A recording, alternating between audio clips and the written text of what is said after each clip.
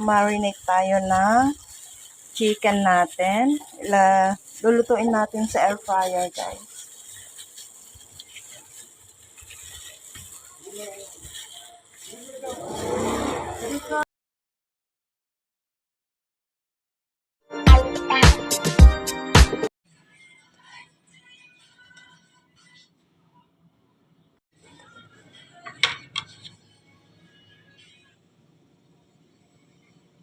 Ayan, still reheating, guys. Maganda kasi ma-reheat natin siya before putting our chicken. Ayan. So, meron tayong parchment paper dito. Lalagay natin siya mamaya. Ayan, tapos na siya, guys.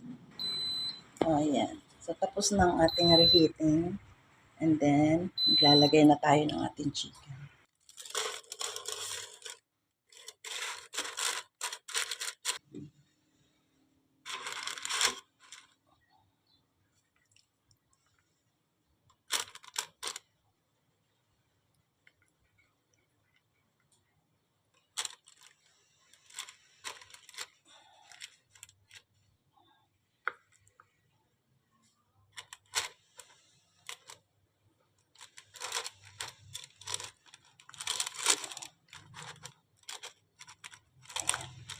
Ayan, 4 na lang muna siya. Ayan, 200 degrees, 20 minutes ang kailangan natin. At then, later on, pag inopen natin, ay baliktarin natin siya, guys. Ayan, so tingnan na natin, guys. Oh my God!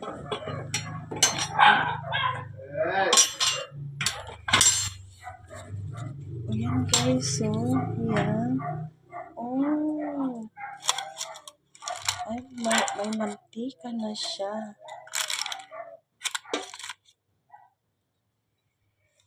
Ayan, guys, so ibalik na naman natin siya kasi binaliktad na natin. Siguro mga 3 minutes na lang siya. Okay? And then, ayan, tama lang yung 180 na lang. And then, the timer is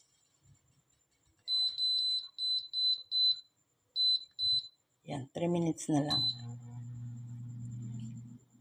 Ayan, guys, so open na uli natin siya after 3 minutes. Tignan natin kung sapat ba yung 3 minutes. Ay, hindi sapat, guys. Sige pa. Sige pa. Timer.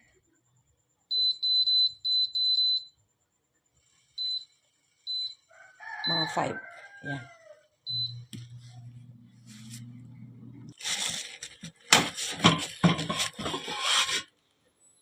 Ay, okay na siya, guys. Oh.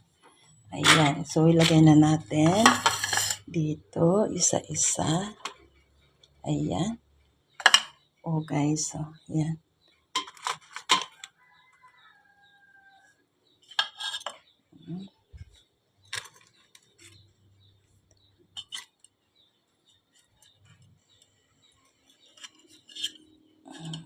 Then, isa pa.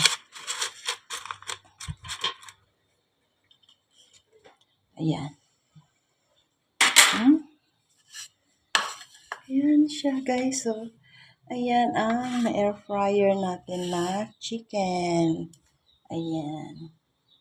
Ayan, guys. So, ito ang partner niya. Oh, ayan. So, salad na carrots at saka cabbage. At ito yung ating in-air fryer na chicken. Ayan. Diba? Ang sarap. Ito, guys. So, kain na tayo. Ayan. Titikman natin siya.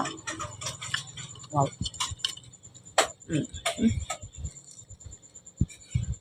Panalo. Sarap din. Ka-air fryer. Basta masarap kang mag-marinate. Okay lang mag-air fryer ka.